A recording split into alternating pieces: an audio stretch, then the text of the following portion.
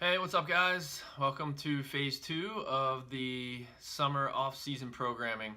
I want to go through and just point out a few details that might be a little bit difficult to interpret. Starting out, you can see the cover page there. So Dickinson College Red Devil Lacrosse High Performance Training Program Summer 2018. If you scroll down to the next page, you have the video demos. Make sure you guys are checking the videos out and making sure that you're doing the right exercise.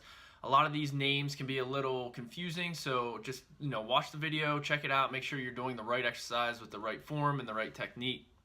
Some of this is very specific, so we want to make sure you're doing the right exercises and getting the right training effect. Scroll down through the videos, again, make sure you watch all those, and then you'll come to the energy system development. Very similar to phase 1, we're going to go speed work on Monday, Wednesday, Friday, so you'll do your accelerations on Monday and Friday, which are shorter in distance, and then your top end speed on Wednesday. Guys, during this phase, we are going to really ramp up the speed work. We're going full speed. We're really trying to run fast. So this phase is focused on max strength and starting to work on acceleration and speed. So the two kind of go hand in hand. A little bit less on the hypertrophy. You're trying to get bigger. Going to still have that quality trained throughout the workout, but it's not our primary focus on this phase. This phase is more about actually getting stronger and starting to develop some power. The next phase will then go into actual power development, and top end speed acceleration will be our primary focus. Again, Monday, Wednesday, Friday, we do our speed work, and then we go in the weight room. Tuesday and Thursday will be our aerobic fitness low days. So Monday, Wednesday, Friday, high day, Tuesday, Thursday, low day.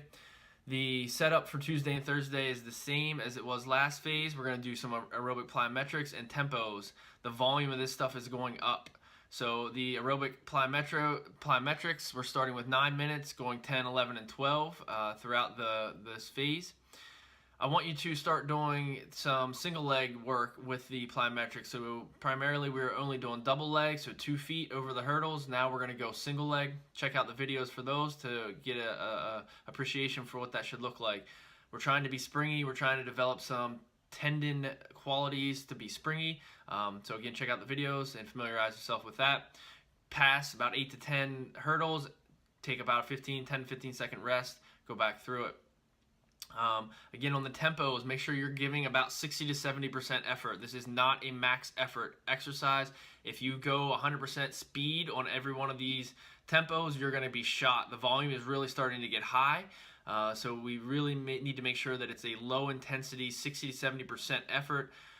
Sticking with the same starts, just working on some hot feet, some hip turns, and some change of direction with the tempo work.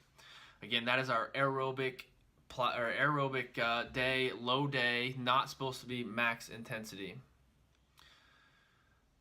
Thursday is the same as Tuesday. And then Saturday is our cardiac output, where we're just getting on some type of stationary bike or elliptical or something a little bit lower impact and getting some long, slow distance work, so 45 to 60 minutes at the heart rate of 120 to 150. The speed work is changing a little bit, so we're getting rid of the wall drills, no longer doing those. That should be concreted in. We should be pretty good with that stuff. And now we're going to really try to implement the field-based drills. If you have a partner that you can train with and you have a band, I would like you to try to use the band and make it band resisted for the drills, so it's a band resisted series. If you don't have a partner or don't have a band, you can do the same drills just without the band. I like the band because it's a little bit more specific. It allows you to get into that forward lean, that 45-degree lean. It makes that force production down and back a little bit more specific, but the drills will still have a carryover and still have a good training effect without the band. So if you don't have a band, don't have a partner, go ahead and just do the same drills just without the band. Check out the videos, make sure you understand. So we have 3 drills there on Monday, and then followed by your half kneeling starts. The half kneel starts are at 100% effort. This is your true speed work. So the first 3 drills are more technique to get the technique down and the high knee stuff and the leg recovery. And then the half kneeling starts are your actual acceleration starts, max effort, making sure you're taking a full recovery. So whatever I have listed underneath the number for that week should be your recovery. We don't want you to accumulate fatigue. We don't want you to get slower as you do these accelerations. We want full recovery so you can give a full effort after each rep. So 6 sets, progressing up to 8 sets, and again, just make sure you understand that the volume, or the distance increases as well. So 15 up to 30 yards. So shorter distance, shorter reps, up to more volume and longer distance throughout the month. Day 2, Wednesday, is your high end or your top end speed, your max effort here. Sticking with the same step over drills, we should be pretty good with those by now. And then we're going into a straight leg series. So the SL march, SL skip, and then SL shuffle to bound. That is a straight leg. Make sure you watch the videos and understand how to do those. They're a little awkward at first. And make sure that we're not reaching out and trying to pull the ground. We're trying to contact the ground directly under our center of gravity, just like you're lighting a match. Again, don't reach out and try to pull yourself with your hamstring. Make sure you're trying to contact the ground directly under the center of gravity, so right underneath your body. We're going to work up to a couple of those drills and then kind of put everything together with a shuffle bound to step over knee. I really like this drill to kind of put everything together. You start to get the leg recovery in there with the step over, and it just kind of makes everything look pretty here once you get good at that drill. So 5-yard shuffle, 5-yard bound, and then 10-yard step over knee. Really like that drill. And then the last one is the actual flying 20. This is where we're really going to start to open things up and run really, really fast, guys. This is your top end speed. So you get 20 yards to kind of build up. So stride it out for about 20, and then 20 yards where I want a max effort, 100%, everything you got, 20-yard sprint, and then just slow down for about another 20 or so, or however long it takes you. Again, not a lot of reps here because the neurological demand of high-speed sprinting at full max effort is very demanding on the body. So we're only doing 3 to 5 reps here, so you can see it progresses from 3 to 5.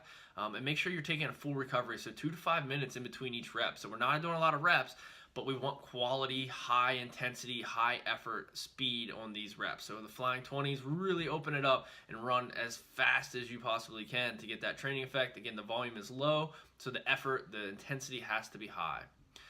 Phase 2 Friday then is very similar to Monday. The only difference is the start. So instead of half kneeling starts, we're doing push-up start. Again, 100% effort. Check out the video. Make sure you understand it. Again, progresses, the yardage progresses as well as the volume of reps.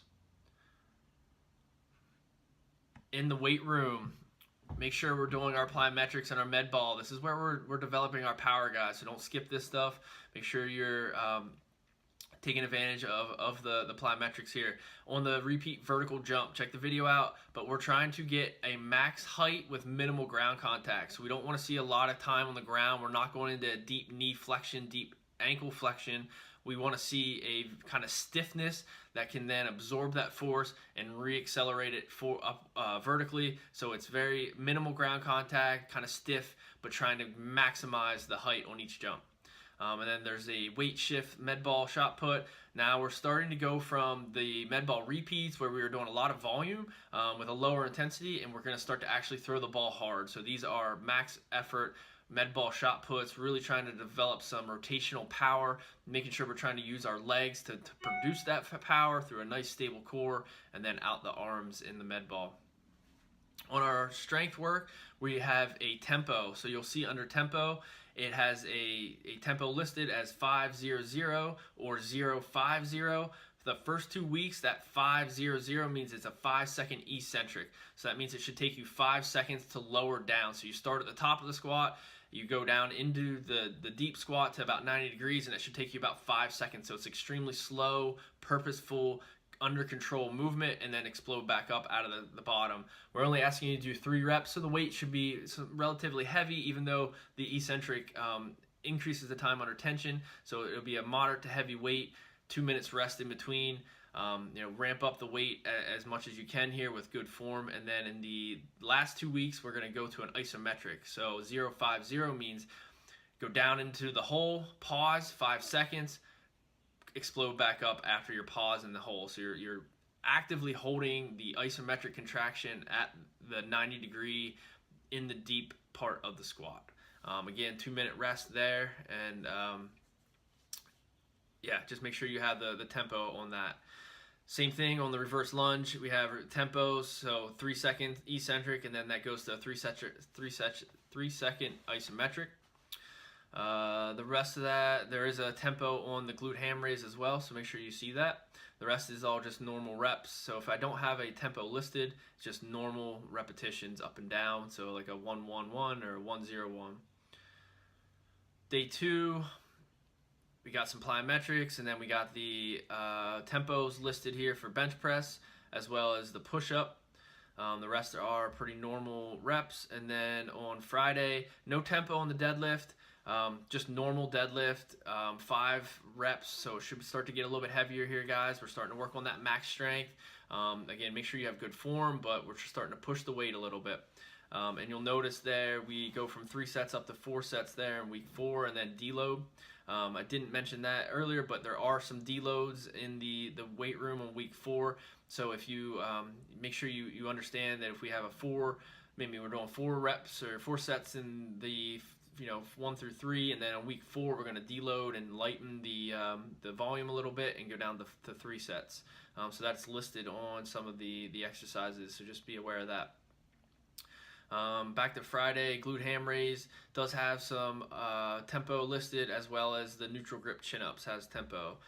Everything else should be pretty self-explanatory. Again, the theme of this phase is max strength and a little bit of hypertrophy, but we're trying to start to get strong here, guys, and start pushing around some weight.